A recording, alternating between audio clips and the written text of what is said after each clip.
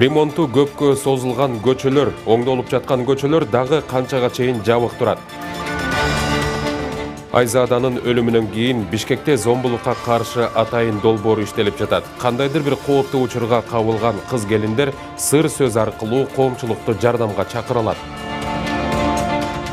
Бааланбаган эмгек, корголбогон автордук укук, чыгарма ээлеринин нааразычылыктары. Эми ошол жерде мен мээнет кылып архивде отурган материалдарды көчүрүп алып эле жазып аткандарды көрүп эле жүрөм. Баткенде салттуу музыка жумалыгы жана эл аралык достук фестивалы башталды. Эл аралык деңгээлдеги маданий иш-чара 3 күнгө созулат. Ушул жана башка жаңылыктар менен тааныштырып эфирде күн жүрүш маалымат программасы. Студияда Мирлан Маматалиев. Саламатсыздарбы? Үстүбүздөгү жылдын 1-кварталында мамлекеттик бажы кызматынын баңгизаттардын мыйзамсыз жүгүртүлүшүнө каршы күрөшүү бөлүмдөрү башка укук коргоо органдары менен биргеликте баңги кылмышы боюнча 30 факты аныкташты. Бул тууралуу бажы кызматынын басма сөз кызматы кабарлады. Маалыматка ылайык 48 килограмм 304 грамм марихуана, 45 килограмм 833 грамм гашиш, 2 грамм апиим, 450 грамм психотроптук каражаттар мыйзамсыз жүгүртүүдөн алынган. Былтыркы жылдын ушул мезгилиндеги көрсөткүчтөргө салыштырмалуу баңгизаттарды мыйзамсыз жүгүртүүдөн алып коюу 57,9%га көбөйгөн. Өткөн жылы баңги кылмышынын 19 фактысы аныкталган. Талас менен нарында менчикке берилип кеткен жер тилкелери мамлекетке кайтарылды. Бул тууралуу башкы прокуратуранын маалымат кызматы кабарлады. Ага ылайык Таластын Чолпонбай айыл өкмөтүнүн кызматкерлери мындан бир нече жыл мурун мамлекеттин менчиги болуп эсептелген жайыт жерлеринин 16 гектарын мыйзамсыз менчикке берип салышкан. Ошондой эле Нарын шаардык прокуратурасы мыйзамсыз түрдө жеке жактарга турак жай куруу үчүн 800 чарчы метр жер тилкесинин менчикке берилип кеткендигин аныктаган. Жер тилкенин баасы 1,5 миллионго бааланат. Эки факты тең жазык кодексинин 320 беренеси кызмат абалынан кыянаттык менен пайдалануу боюнча каттоого алынып, сотко чейинки иштер жүрүүдө. Жер тилкелери мамлекетке жана муниципалдык менчикке кайтарылды. Чегара кызматы Баткен облусунун Кадамжай районундагы чегарадан 5 баш эликти унаасына салып бара жаткан жаранды кармады. Алардын 4-өнүн мүйүзү араланганы белгилүү болду. Териштирүү учурунда айдоочу эликтерди Өзбекстанга алып бара жатканы аныкталган жана жаныбарлардын тийиштүү документтери болгон эмес. Бул фактыны тийиштүү органдар иликтеп жатат. Ошондой эле жаратылышка келтирилген зыян эсептелүүдө. Белгилей кетсек, айлана чөйрөнү коргоо жана Токой чарба агенттигинин эсебинде Кыргызстанда 4 миңдин тегерегинде элик бар. Аларга аңчылык кылууга тыюу салынган.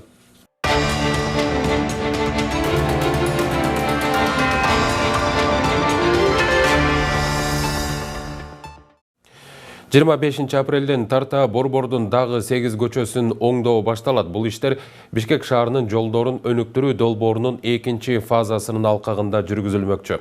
Буга чейин 23 көчө реконструкция үчүн жабылган. Кала тургундары ремонттолуп жаткан жолдор көпкө создуктурулбай эртерээк ачылса деген пикирде. Алар иш ыргагы абдан жай жүрүп жатканын айтышып нааразы. Кененирээк кийинки сюжетте. 25 апрелден баштап ремонттоло турган жолдор төмөнкүлөр. Кулатов көчөсү Каракөл көчөсүнөн тарта Байтик Батырга чейинки бөлүгү. Чортеков көчөсү Жайыл Батырдан Абдрахманов көчөсүнө дейрем. Архитекторлор көчөсү Кыргыз көчөсүнөн Кичи Чүй каналына чейин. Баба Ата көчөсү Бакаев көчөсүнөн Садырбаевга чейинки бөлүгү. Жолон көчөсү Ашардан тарта Алкулов көчөсүндөгү номер 55-үйгө чейин. Шералиев көчөсү Жайыл Батырдан Ахунбаев көчөсүнө чейинки бөлүгү. Дордо 2 конушуна кирген жол Борбордук көчө айланма жолдон тарта конуштун аягына чейин. Строитель көчөсү Курманжан Даткадан Ауыл көчөсүнө чейинки бөлүгү. Аталган участкалар Бишкек шаарынын көчөлөрүн өнүктүрүү долбоорунун 2 фазасынын алкагында ишке ашырылууда. Анын биринчисинде 2016 жылы 95 чакырым жол ремонттолгон. 2 фаза 2 жылга эсептелген. Ушул мезгил аралыгында жалпы 60 көчөдө 70 чакырым жол, 5 көпүрө салынышы керек. Анын 2 эстакадалык көпүрө. Алар 3-фазада Чүй, Фучик жана Дорунбек Садырбаев, Лев Толстой көчөлөрүнө курулат. Азыркы маалда Суха Батыра көчөсүндө көпүрө салып атабыз. Азыркы жаңы эле астында сала турган опораларга кое турган бетон иши эле башталды да. Азыркы жакынкы убакта Архитекторов көчөсүндө баштайбыз, анан Гидростроительный көчөсүндө көпүрө салганга пландап атабыз да. Буга чейин 23 көчө ремонттоло башталган. Жолдордун оңдолуп жатканы жакшы, бирок кала тургундары иш ыргагы өтө жай жүрүп жатканын белгилешүүдө. Ары бери өтө албай жаткан жашоочулар реконструкция жүрүп жатат делгени менен жол оңдогон адам көрүнбөй жатканын айтышып нааразы. Мисалы Ажибек Батыр көчөсүнүн Жунусалиевден Манас проспектисине чейинки бөлүгү тосулган. Капиталдык курулуш башкармалыгынан учурда аба ырайына байланыштуу жумуш токтотулган деп айтылды, бирок бүгүн күн жаркырап тийип турду. Азыр берде деле көрүп атпайсыңар, иштеген эч ким жок. Кайерден көрүп атасыңар? Ким иштеп атат, например? Погода нормальный, элди кыйнап атат ошол. Аябай эле жүдөп атабыз, могу коляскабызды көрүп путтарыбызды көрүп атасыздар. Кандай болгондорубузду. Ошо паркка чыга албайбыз, могул жакта. Ушинтип да батыраак бүтүрсө негизи жакшы болмок. И очень-очень долго идут работы. Как видите, сейчас вот даже стоят, работы не проводятся. Не знаю почему. Очень много жалоб, грязь, слякоть. Оңдолот деп жабылган жолдор айлап деле тура берет. Буга көзөмөлдүн жоктугу себеп дешет серепчилер. Анткени тендерден техникасы жок эле компаниялар утуп алып, аны кийин издеп башташат. Башка өлкөлөрдө мындайга жол берилбей турганын айтышат серепчилер. Кээде болсо мынакей көчөдөн турбай өткөрүш үчүн жаап салып туруп карзып атышат. Андан болсо башка прокол жасай турган, дүйнө жүзүндө казбай деле калган деле. Прокол атайын бер жагынан болсо тешип өткөнгө болот. Биздики андай ыкмалардын үчүн колдонбойт. Ал кымбат. Кымбатты болсо бүт баардын арзанын качырып атышпайбы. Анан да чала бала жасап салышпайбы. Как положено жасап туруп, обратно засыпка дегенде таптатып, бүт баарын болсо лаборатория өткөрүп, анан жапкан убагына болсо акча төлөтсө, анда ылдам эле ошондой эмелерин болсо сатып алышмак, жаңы ыкмалар менен өткөрмөк. Реконструкцияга жолдун эки тарабындагы тротуарлар жана ирригациялык система кошо киргендиктен бетон куюлганда 7 күн турушу керек. Капиталдык курулуш башкармалыгы элдин наразычылыгы ошол учурда пайда болуп жатканын белгилейт. Албетте 20 күн күтсөк эң сонун болмок, бирок биздин сезонубуз аябай кыска да. Ошон үчүн 7 күн күтүп эле анан салып атабыз да. Анан ошо 7 күн туруп калганга элдер дагы туура информация бериш керек албетте. Бул бетон ишин катып, анан ошонун баарын сапатын караш керек да. Анан 2 күн 3 күндө эле кайда эле салып эртең эле бусуп калса болбойт да. Ошон үчүн биз да технологияны сакташыбыз керек да. Бизде пайдаланууга берилген жолдордун сапаты дагы көңүл жылытпайт. Бат эле жаракка кетип, оюлуп калган учурлар көп. Текшергенде ошол ГОСТ менен жасап атышабы. Ошол болсо объемдон текшергенде, бүт баарын эметкенде, ошол кандай болот деген. Ошондон анализ жасаган ким бар? Өкмөттүн болсо структурасы болсо экотехинспекция текшерет, бул текшерет. Мындай текшерген мындай накка консультант эмелер жок болот байбы. Бишкекте жалпысынан 1,5 миң чакырымдай жол бар болсо, бүгүнкү күндө анын жарымынан көбү оңдоло элек. Ремонттолгону дагы четинен бузула бербеш үчүн сапатына өзгөчө көңүл буруу зарыл дешет серепчилер. Айпери Самат кызы, Улук Сулайманов, Ньюс. Кыргызстанда соңку бир сутка ичинде COVID-19 илдети дагы 7 адамдын өмүрүн кыйды. Алардын 4-өө Бишкекте, 3-өө Чүй облусунда. Тажылуу вируска каршы республикалык штабтан кабарлашкандай 23 апрелге карата дагы 272 адамдан бул оору аныкталды. Алардын теңинен көбү Борбор калаада. Мурда ооругандардан 163 киши сакайды. Расмий маалыматка караганда Кыргызстанда пандемия башталган 2020 жылдын март айынан бери илдет 93.278 кишиге жукту. Анын 87.717си айыгып, вирустан жалпы 1.573 адам кайтыш болду. Өлкөдө COVID-19 илдетине каршы эмдөө 29 мартта Кытайдын Sinopharm вакцинасы менен башталган. 23 апрелге карата 14.861 адам эмделди. Өлкөдө Орусиянын Спутник V вакцинасы менен эмдөө да башталып, алгачкылардан болуп, аны белгилүү хирург Мамбет Мамакеев алды. Бул тууралуу Саламаттыкты сактоо жана социалдык өнүктүрүү министрлигинен билдиришти. Препараттын бул партиясы 65 жаштан жогоркуларга жана өнөкөт оорусу бар жарандарга сайылат. Ал эми биринчи этапка кирген топ мурдагыдай эле Кытайдын Sinopharm вакцинасын алуусун улантышат. Эске салсак, кечээ Кыргызстанга Орусиянын Спутник V вакцинасынын 20 000 дозасы келди. Анын 15 000 дозасын Кыргызстан сатып алды. Саламаттык сактоо министрлиги маалыматына караганда биринчи партиянын бир дозасы $10 турду. 20 000 доза 10 000 кишиге жетет. Бишкек шаарында тажылуу вирус менен ооругандар жана анда көз жумгандар көбөйүп жаткандыктан мечиттерде жапырт намаз окууга, жума намазга, айт намазга чогулууга, орозо маалында ооз ачарга, эл чогултууга жана дааватка чыгууга убактылуу чектөө киргизүү сунушталды. Мындай сунушту Саламаттыкты сактоо жана социалдык өнүгүү министрлиги мамлекеттик санэпид көзөмөл борборуна жиберген. Аталган борбордун адистери сунуш муфтиятка жолдонгонун жана той, жыйын сыяктуу эл көп чогулган иш-чараларга тыюу салуу же чектөө киргизүү маселеси тажылуу вируска каршы республикалык штабтын чечимине жараша чечилерин маалымдады.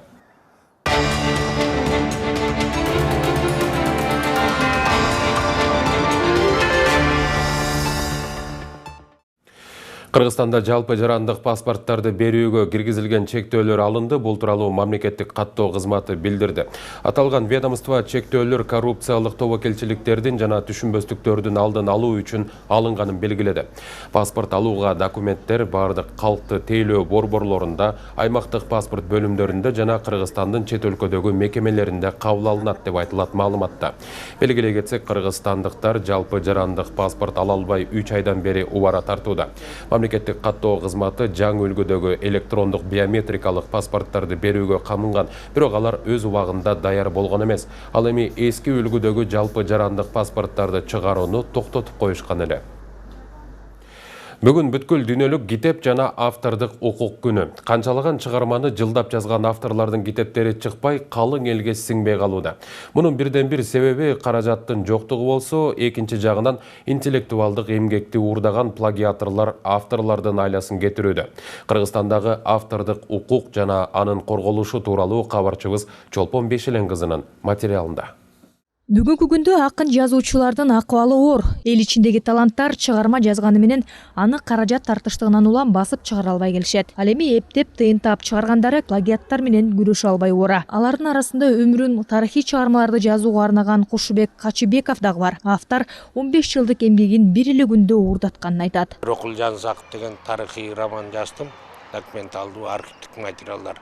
Эми ошол жерде мен мээнет кылып архивде отурган материалдарды көчүрүп алып эле жазып аткандарды көрүп эле жүрөм, угуп эле жүрөм. Эми алар менен соттошуп отурбак белек. Негизи бул автордук укук деген боюнча Кыргыз патенттин эң негизги милдети ушул Кыргыз патент. Бүгүнкү күнү Кыргызстанда автордук укук корголот деп айтуу кыйын. Сотко чейин жеткен иштердин аягына чекит коюлганы өтө сейрек. Ошол эле кезде автордук укукка мамлекеттик органдар тараптан дагы маани берилбейт. Жада калса, көпчүлүк авторлор анын корголушуна өздөрү деле ынтызар эмес. Интеллектуалдык менчик укуктар боюнча айта турган болсок, бул толук жолго коюла элек да биздечи.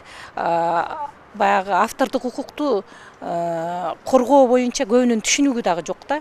А бирок Кыргыз патент жакшы иштерди алып барып атат. Мурдагыдан дагы азыр абдан жакшы иштерди алып барып, ар бир автор менен келишим түзгүлө, өзүңөрдүн укугуңарды коргогула деп окууларды дагы өткөрүп атат да. Мындай кырдаалдын жаралышына авторлор өздөрү дагы күнөөлүү. Анткени көпчүлүгү Кыргыз патент ишканасына барып чыгармаларын каттата бербейт. Ишкана түптөлгөндөн бери жалпы 480ден ашыгыраак гана интеллектуалдык жеке менчик ээлеринин эмгектери каттоодон өткөн болсо, анын ичинен көпчүлүгү ырларга тиешелүү. Ошол эле учурда автордук укукту коргоого айрым мыйзамдык нормалардын кемчилиги дагы кедергисин тийгизет. Да, на сегодняшний день очень много. Китептердеги автордук укук боюнча айтсам, бизде авторлордун китептерин жеке менчик басмаканалар уруксатсыз эле чыгара беришет. Муну контрфакттык продукция деп айтабыз. Бирок алар менен күрөшүүгө мүмкүн болбой келет. Биз тараптан эскертүү берүү менен гана чектелебиз. Ал эми аларды жоопкерчиликке тартуу милдети укук коргоо органдарында. Эми дал ушундай көйгөйлөрдөн арылуу үчүн жаңы мыйзам долбоорун даярдап жатабыз.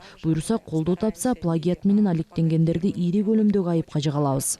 Относительно данных, да. Интеллектуалдык менчик жана инновациялык мамлекеттик кызматынын өкүлү белгилегендей, китептердин сапатсыз дубликаттары шаардагы ири базарларда сатылууда. Плагиат менен алектенгендер эч бир жерден уруксат алышпайт. Принтердин жардамы менен бир түндө эле бир канча китептин көчүрмөсүн даярдай алышат. А мыйзам боюнча мындай иштер сотто каралууга тийиш. Экинчиден, автордук укукка чыгарма ээси дүйнөдөн өткүчү, андан кийин 50 жылга чейин балдары ээ болот. Андан соң ал эмгек элдик болуп калат. Ошол эле учурда автордун эмгектери каражат жоктугунан улам жарыкка чыкпай калгандан көрө элге пираттык жол менен жетип турганы деле жакшы экенин Китеп палатасы айтат. Автордун укугу сакталбай калып атат. Бирок бир чети Бүгүнкү күнү көп авторлар өздөрүнүн китебин чыгарганга каражаттары жок, мүмкүнчүлүгү жок болуп атат. Ошондуктан тигилер контрафакт чыгарып кетип, андан кичине пайда таап атат. Бирок элге китеп чыгарып жетип кетип атат. Анысынан дагы мындай эки ойдо каласың да адам. Андан тышкары бүгүнкү күнү укук жөнүндө эле айта берсек, укукту бүгүн эки тарабынан карасак деп ойлойм да. Эске салсак, автордук укук бул кайсы бир чыгармага же ойлоп табууларга берилет. Анын мөөнөтү чексиз жана аны башка адамдар ээлик кылууга укугу жок. Чолпон Бешилен кызы, Нурболсун Тургуналиев, Нью ТВ. Бишкекте аялдарды жана балдарды коргоо максатында атайын социалдык долбоор иштелүүдө. Кандайдыр бир кооптуу учурга кабылган кыз-келиндер сыр сөз аркылуу коомчулукту жардамга чакыра алат. Долбоордун максаты жана ишке ашуу жол жобосу тууралуу кабарчыбыз баяндайт. Давайте мы вам вызовем такси, посадим, отправим домой. Когда вы выйдете, сразу позвоните, скажите, что все хорошо. Көчөдө бара жаткан кыз өзүнө карата кол салуу отурганын байкаса же жаш бала жоголуп кетсе, шаардагы каалаган мекемеге кайрылса болот. Тегерек четтеги кафе, ресторандар же сулуулук салондору дароо жардамга келет. Ал үчүн булгуну кантайды чакыргыла сыр сөзүн айтуу жетиштүү. 27 жаштагы Айзаданын өлүмүнөн кийин Бишкекте кыз-келиндердин жана балдардын коопсуздугун камсыздоо максатында ушундай социалдык долбоор ишке киргени турат. Долбоордун жетекчиси Анна Илина акыркы учурда кыздар үчүн шаарда жүрүү кооптуу болуп калганын айтып, алардын коопсуздугун камсыздоо үчүн коомчулукту жардам берүүгө үндөйт. Анткени маркум Айзаданы күчтөп унаага салып жаткан учурда жанындагылар жардамга келген эмес. Ошондуктан Анна айым жарандарды кайдыгер болбоого чакырат. Учурда кафе, ресторандар менен сүйлөшүүлөр жүрүп жатыптыр. Коомдо физикалык жактан алсыз саналган аялдарга же балдарга көчөдө кандайдыр бир кооптуу жагдайлар жаралса, алар дайыма жалгыз калышат. Аларга эч ким келип жардам бербейт, жоопкерчиликти дагы алгысы келишпейт. Ошондуктан биз кантайды чакыр деген сыр сөз аркылуу аялдарды күтүлгөн коркунучтардан сактап калалы деп жатабыз. Эгерде аял кишинин оозунан ушул сөз чыккан болсо, тегерек четиндеги кафе, ресторандардын же чач-тарач дүкөндөрдүн ээлери ага жардам керек экенин дароо сезет жана ага кандай көмөк керек болсо ыкчам түрдө берилет. Бул долбоорду учурда көпчүлүк коомдук жайлар колдоого ала баштады. Дээрлик 30га жакын тамактануучу жайдын ээси макулдугун беришти. Долбоордун жетекчилиги мындай жайларды тандоодо дагы өзгөчө талаптарды коюп жатышат. Чындыгында биздин долбоорду колдоого алгандар көп болуп жатат. Бизге кафе, ресторандардын ээлери өздөрү байланышка чыгууда. Бирок биз тараптан атайын критерийлер коюлган. Мисалы, сыртта камера, имаратта кнопка жана эркек киши сөзсүз түрдө болушу керек. Бул талаптарга толук жооп бергендер гана долбоордун катышуучусу боло алат. Абдан масштабтуу долбоор. Бул башталышы гана. Келечекте жалпы республиканы камтысак деген оюбуз бар. Жайында Ысык көлдө баштайбыз. Эми макул болгон жайлардын кызматкерлерин атайын окуулардан өткөрөлү деген ниетибиз бар. Сыр сөзгө келсек, долбоордун уюштуруучулары кыргыздардагы эски аттардан тандап алышкан. Ооба, туура баамдадыңыз. Долбоорду баштоо максаты коюлгандан кийин сыр сөз издей баштадык. Анан кыргыздын эски ысымдарынын арасынан тандап алдык. Кандай деген кыздын дагы эркектин дагы аты болгон экен. Ошондуктан долбоорубузга ушул сөздү тандап алдык. Чындыгында бул сыяктуу долбоорлор дүйнөнүн көпчүлүк өлкөлөрүндө бар, бирок бир аз башкача максатта иштейт.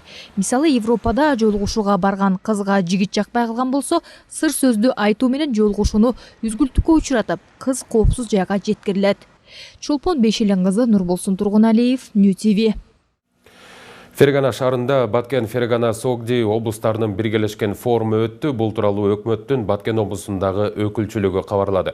22-23 апрелге белгиленген чек ара аймактарын интеграциялоо өнүгүүнүн кепилдиги аталышындагы форумга Кыргызстандын Баткен, Өзбекстандын Фергана, Тажикстандын Согди облустарынын жетекчилери катышты. Облус башчылары чектеш аймактардын коопсуздугун камсыз кылуу, элдин карым-катнашын бекемдөө, облустар аралык кызматташууларды жандантууга макулдашышты. Аймактардын инвестициялык потенциалы, айыл чарба продукцияларын кайра иштетүү, экспорттоо, өнөр жай, курулуш тармактары боюнча кызматташуу максаттарын билдиришти. Иш-чаранын жүрүшүндө Баткен облусунун Кадамжай району менен Өзбекстандын Фергана районунун ортосунда кызматташуу боюнча меморандумга кол коюлду. Фергана облусундагы айыл чарба, өнөр жай, жеңил өнөр жай ишканаларында өндүрүлгөн продукциялардын көргөзмөсү болду.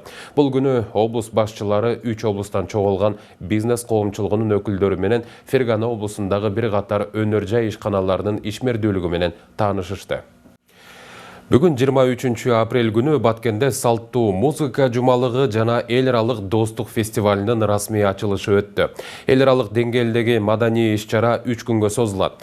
Маданият, маалымат, спорт жана жаштар саясаты министрлиги билдиргенде, иш-чарага Кыргызстан, Өзбекстан жана Тажикстандын маданият өкүлдөрү, салттуу музыканын чеберлери жана жаш таланттар катышат.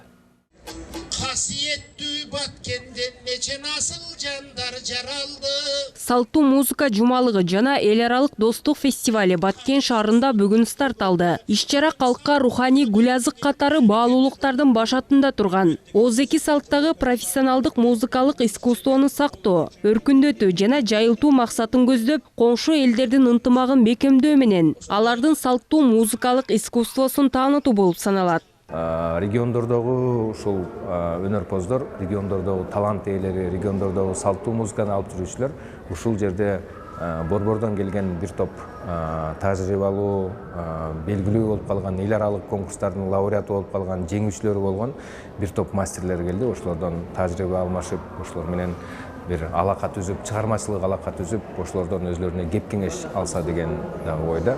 Эл аралык деңгээлдеги маданий иш-чара Баткен шаарында 3 күнгө созулуп, алгачкы күндөрү манасчылык, дастанчылык, акындык өнөрлөрүн фестивалдын катышуучулары тартуулашты. Ушул Баткен облусу боюнча айтуучулук багытта, аспапчылык багытта, аваздык аспапчылык багытта мыкты деген таланттуу жаштарды көрүп, таап, башкача айтканда аларга акыл насаат кеңештерибизди айтып, алардын мындан ары дагы чыгармачылыкка аттануусуна бир шарт түзүлүп атат десек болот. Ошондой эле иш-чара салттуу маданияттагы кол өнөрчүлүктү даңазолоо аркылуу уста чеберлерге дем берүүнү көздөп, элдин достугун, ынтымагын, биримдигин бекемдеп, жаш муундардын интернационалдык тарбиясын жакшыртууга багыт алат деп Маданият министринин орун басары билдирди. Буга чейин жанакы жергиликтүү өзүн өзү башкаруу жана этностор аралык мамилелер деген да бир агенттик бар эле. Ошонун этностор аралык мамилелерди башкармалыгы бизге келип, ошо Маданият министринин алдына келип атат. Алардын дагы түздөн түз ошол иш жүргүзүүсү ошол элдердин этностор аралык мамилелердин ынтымагын бекемдөө, чыңдоо болуп саналат. Ошонун алкагында дагы бүгүнкү иш-чара өтүп жатат. Салттуу музыка жумалыгына карата балдардын музыкалык искусство мектептеринде, жогорку жана орто кесиптик окуу жайларында да атайын иш-чаралар өткөрүлөт. 25 апрелде Баткен шаарынын борбордук аянтында улуттук кийимдердин парады, кол өнөрчүлөрдүн көргөзмө жарманкеси өтүп, фестиваль гала концерт менен аяктайт. Ушуну менен берүүбүздү жыйынтыктайбыз. Алдыдагы эс алуу күнүңүздөр көңүлдүү улансын, саламатта туруңуздар.